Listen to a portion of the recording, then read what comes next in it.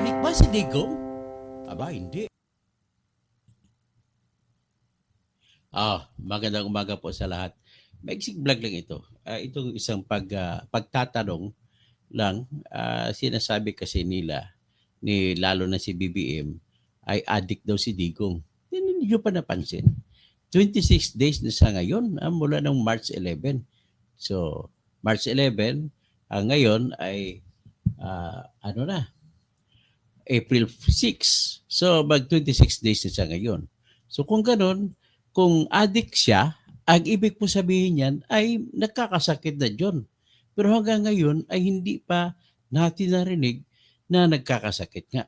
So, ito yung katibayan na hindi nga siya addict. Ang ibig lang sabihin ay fake news, yung pinaglalakad ni BBM na sinasabi niya na it's the fentanyl. So, sino ngayon ang addict? Kung gano'n.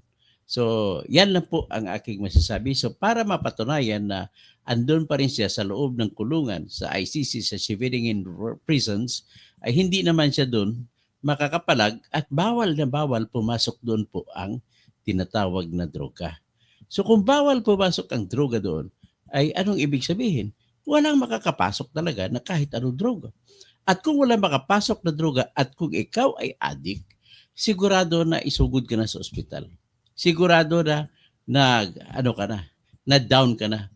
Kasi ang fentanyl ay pampalakas ng yung malay para hindi ka mapass out.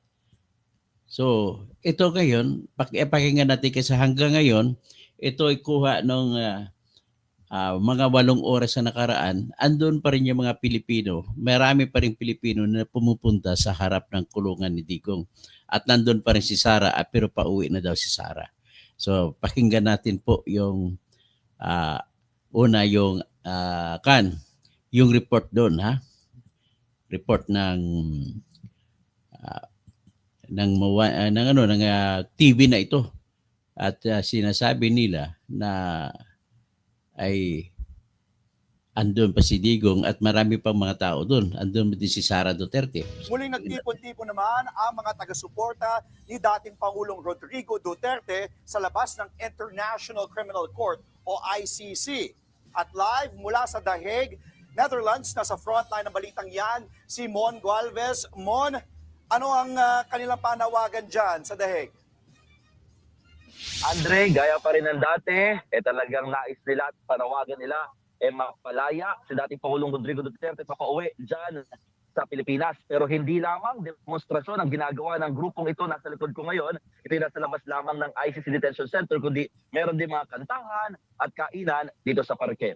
At samantala, nakatakda na umuwi sa Pilipinas si Vice President Sara Duterte mula sa pananatili rin dito sa The Hague, Netherlands. Ay, tatay! Ayan si Inday. Ipinarinig ni Vice President Sara Duterte sa amang si dating Pangulong Rodrigo Duterte ang hiyawan ng mga taga-suportang araw-araw nag-aabang sa labas ng ICC Detention Center sa The Hague, Netherlands. Hindi nakaschedule bumisita kahapon ng Vice Presidente pero piniyagan siyang makausap ang ama sa telepono na tumagal ng mahigit kalahating oras. Nagtanong siya, sabi niya, merong mga kababayan sa labas.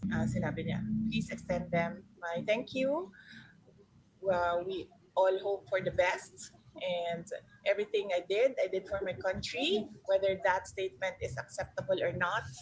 Nababahala raw ang pamilya Duterte at mga doktor nito sa Pilipinas dahil hindi umano piniyagang ipasok ang mga gamot ng dating Pangulo. Okay, klaro ha. Hindi ipinasok ang lahat ng gamot ng dating Pangulo.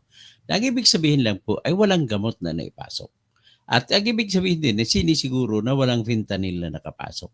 26 days na ngayon at ang isa na papansin ko ron ay pinapaasa niya ang kanyang mga supporters na haharapin niyang lahat at kung ano man ang sasabihin nila, kung mali man yun o hindi ang ginawa niya para sa bayan, ay kanyang tinitignan ito at kinukonsidera na gawa niya para sa bayang Pilipinas. So ano masasabi niyo? Depende. Kung makadidiis ka, okay, palakpak ka. Pero pag hindi ka makadidiis, yun, magagalit ka, magmumura ka. Pero ano pa man, Ang isa lang sigurado natin sa ngayon ay, wala lang ako kinakampihan dito, pinapakita ko lang sa inyo na ang isang siguradong totoong pangyayari ay hindi siya pala addict sa fentanyl. sa loob ng detention center. Pero siniguro naman daw ng mga medical personnel ng ICC na nakatutok sila sa kalusugan ng dating Pangulo. Ibig sabihin, mga doktor ng ICC mismo umaasikaso sa kanya. Walang Pilipinong doktor na umaasikaso. Of course, worried tayo, diba? But we just have to trust them that they are professionals, no? At alam nila kung anong ginagawa nila. Unlike daw sa Pilipinas at sa Amerika na mahilig magbigay ng gamot ang doktor, dito daw sa Netherlands, hindi daw ganyan yung doktor. Hindi nagbibigay ng gamot. So, ibig sabihin, sigurado din tayo ulit para sabihin na walang fentanyl na nakalusot para kay Digong. Yes, very very conservative sila sa gamot.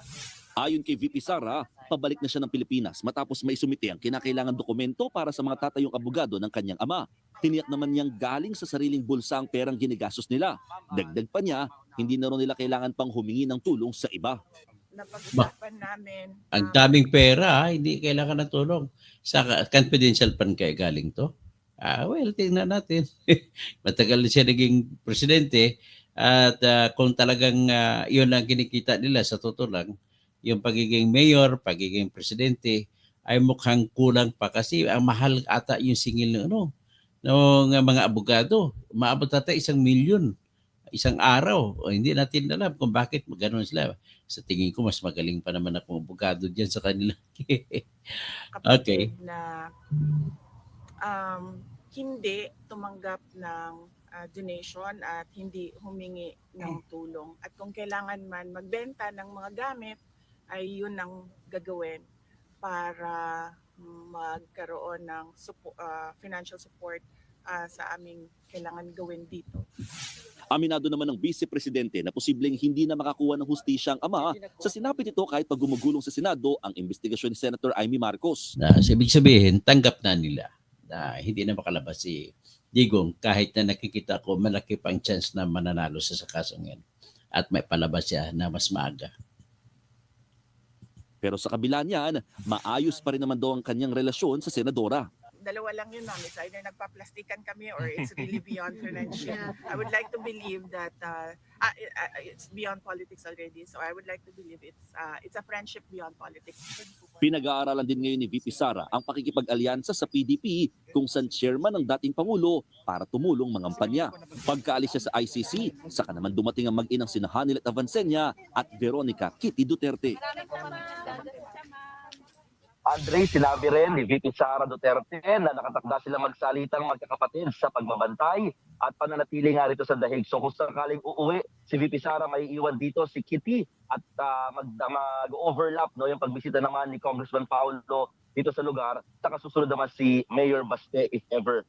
Sa ngayon, patuloy ang pagdating ng mga overseas Filipinos, hindi lamang galing dito sa the Netherlands, kundi sa iba't ibang panig ng Europa, lalo't weekend. Kaya inaasahan na mas marami-rami talaga mga Pinoy at taga-suporta ni dating Pangulong Duterte dito sa labas. Bantay sarado naman sila ng mga Dutch police at may nakalagay na rin ng mga barikada para nga hindi makasagabal sa mga nagbibisikleta, mga pedestrian at mga motorista dito sa lugar. Inaasahan din na bibisita rito ang ilang mga kaanak ng dating Pangulong Duterte para magbigay ng mensahe sa kanilang mga taga-suporta. Andre. Mag-iingat ka dyan. Maraming salamat live mula sa The Hague, Netherlands, Mon Gualvez. Okay, yan ayan ang balita sa pinaka-latest.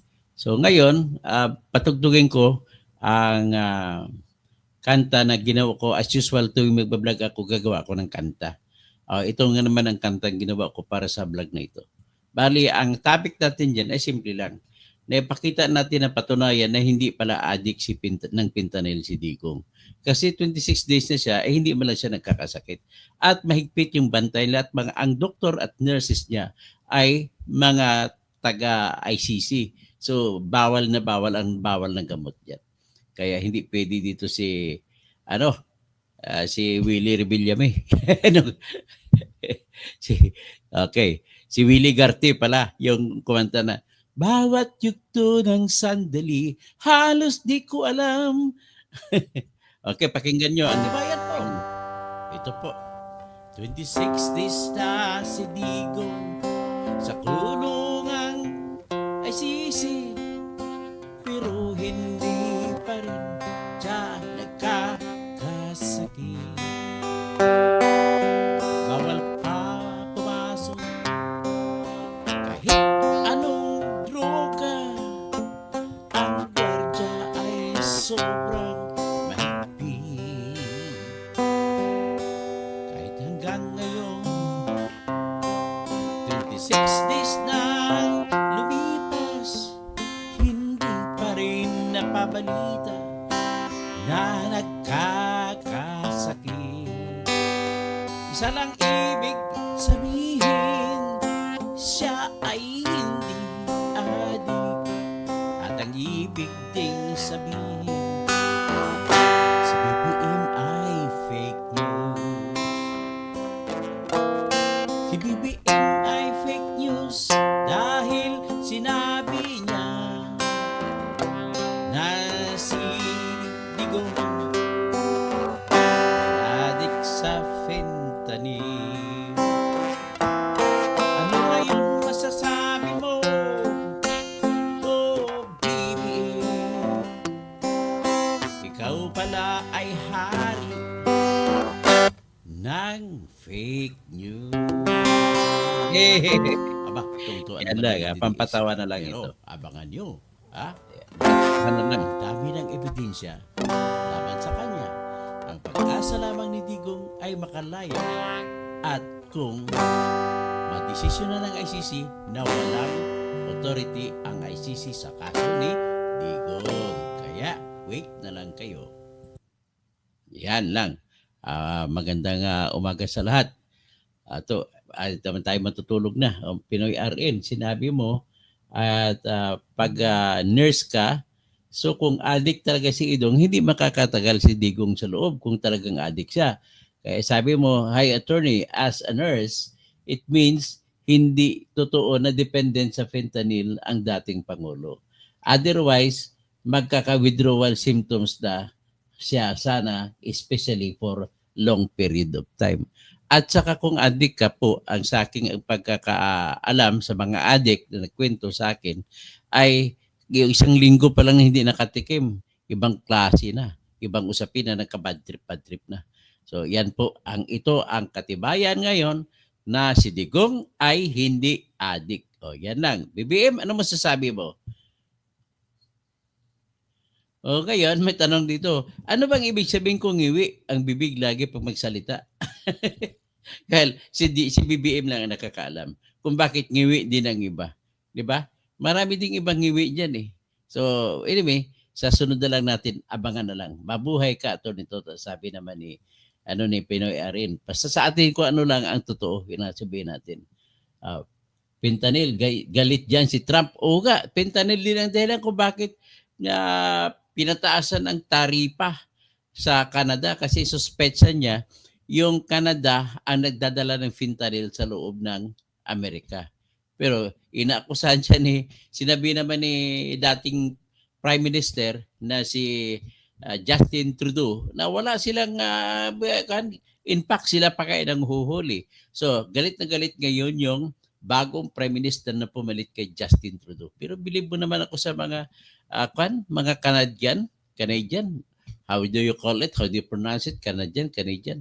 O, papalit ka sila.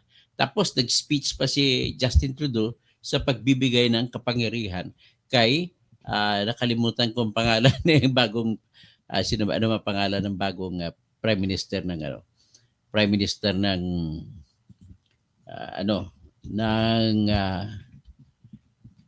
sino to? The Prime Minister ng Canada. Type ko lang itatanong ko sa AI na co-pilot.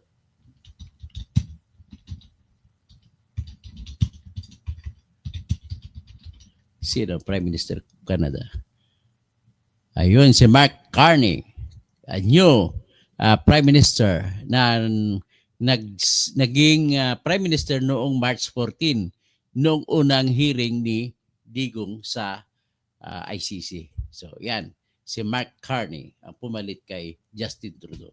So, Okay, magandang umaga po sa lahat at ako'y matutulog na rin.